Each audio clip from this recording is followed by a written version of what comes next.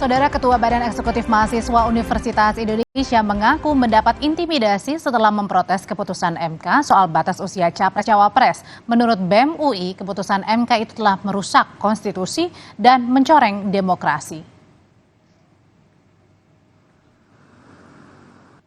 Keputusan Mahkamah Konstitusi soal batas usia Capres-Cawapres yang menjadi karpet merah bagi putra Presiden Joko Widodo, Gibran Rakebuming Raka, untuk menjadi bacawa pres Prabowo Subianto diprotes banyak pihak.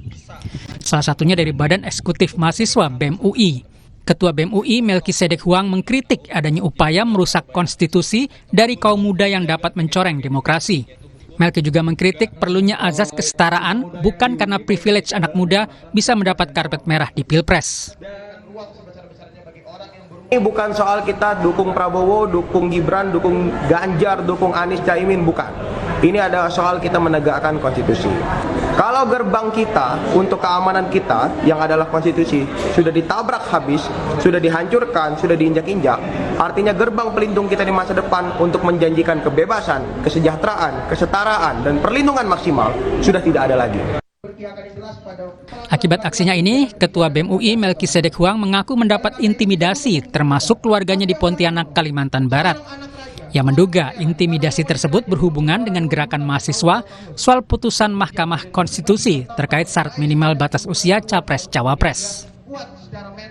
Lalu ibu saya di rumah nelpon, ada orang dari aparat tentara, TNI, dan aparat kepolisian yang datang ke rumah, nanya-nanya ke ibu saya, Melki kira-kira balik ke Pontianak, kampung saya itu kapan?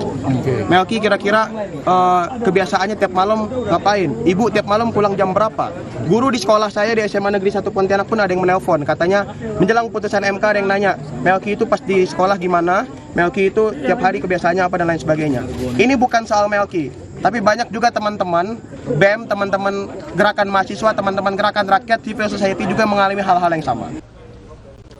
Menko Polhukam Mahfud MD akan mengirim tim untuk mendalami dugaan intimidasi yang diterima Ketua BEM UI Melkisedek Huang dan keluarganya di Pontianak, Kalimantan Barat.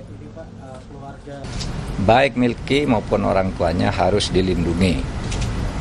Tetapi mungkin saja yang mengintimidasi Melki maupun orang tuanya Melki, kalau itu hanya dengan telepon gitu, mungkin saja sesama warga sipil, mungkin kan, mungkin.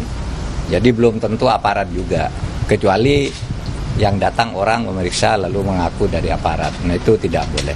Nah oleh sebab itu saya akan mengirim tim ke sana, karena kalau ini dibiarkan tuh nanti akan terjadi lebih lanjut dalam peristiwa-peristiwa politik. Putusan MK soal batas usia Capres-Cawapres berujung pada dicopotnya Anwar Usman dari jabatannya sebagai Ketua MK karena terbukti melakukan pelanggaran kode etik berat. Tim Liputan Kompas TV. Ketua BEM UI